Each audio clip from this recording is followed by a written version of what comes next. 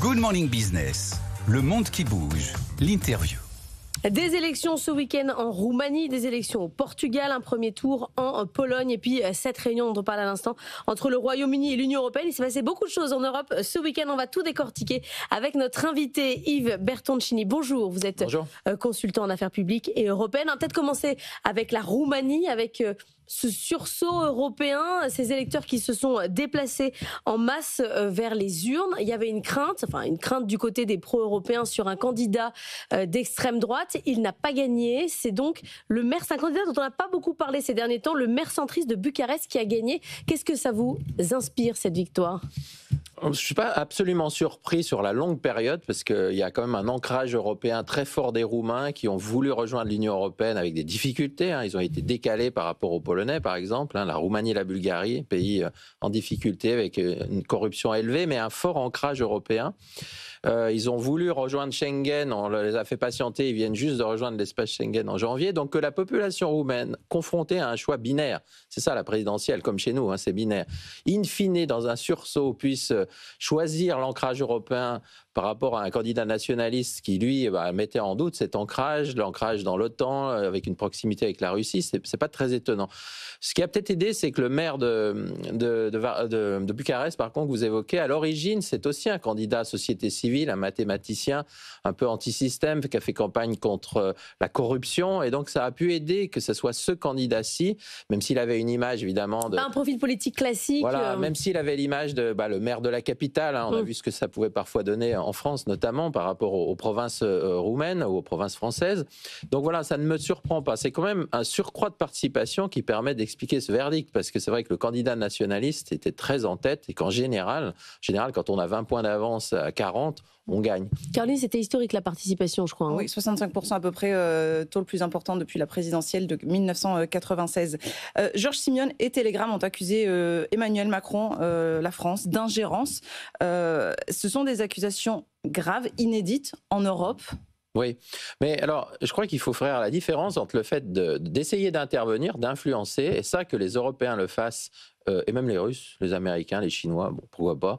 J'allais dire, nous, les Européens, on s'y intéresse, parce qu'il y a une interdépendance, on fait partie de l'Union européenne. Le président roumain, c'est l'un des rares présidents, d'ailleurs, qui vient siéger au Conseil européen. Il n'y en a que 4, le français, le roumain, le chypriote et le lituanien. Donc, on s'ingère, non, mais on essaye d'interférer parfois. La question est différente quand il s'agit de la désinformation. Voilà, il y a de la désinformation.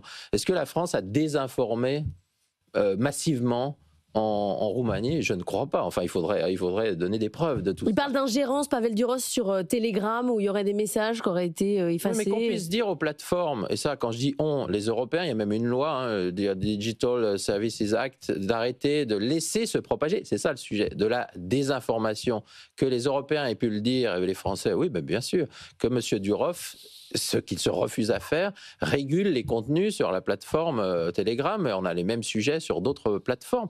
Parce que c'est quand même ça qui explique, alors peut-être pas l'élection récente, mais d'un seul coup, la façon dont a surgi le candidat précédent, Georgescu, et là c'est tout à fait documenté, y compris par des autorités constitutionnelles roumaines, là il y a quand même eu, non pas seulement de l'ingérence russe, du soutien, des flux financiers, mais aussi de la désinformation massive. Et quand même, normalement, et si l'extrême droite est si sûre d'être proche du peuple, eh bien, elle pourrait laisser les élections se dérouler, et leurs alliés aussi, dans des conditions de transparence. Quand on voit la Roumanie avec ce candidat pro-européen qui gagne, en Pologne c'est le premier tour, mais on a aussi une courte tête du candidat pro-européen. On a au Portugal le ministre de droite modérée, le premier ministre de droite modérée qui a remporté les législatives. Est-ce qu'on a l'impression qu'il y a un sursaut européen des populations? On peut dire ça, que pour l'instant ceux qui sont pro-nationalistes restent quand même de côté? En tout cas, il y a une lutte, clairement, entre deux tendances. La tendance au repli nationaliste, la tendance au retrait en Russie, enfin, en tout cas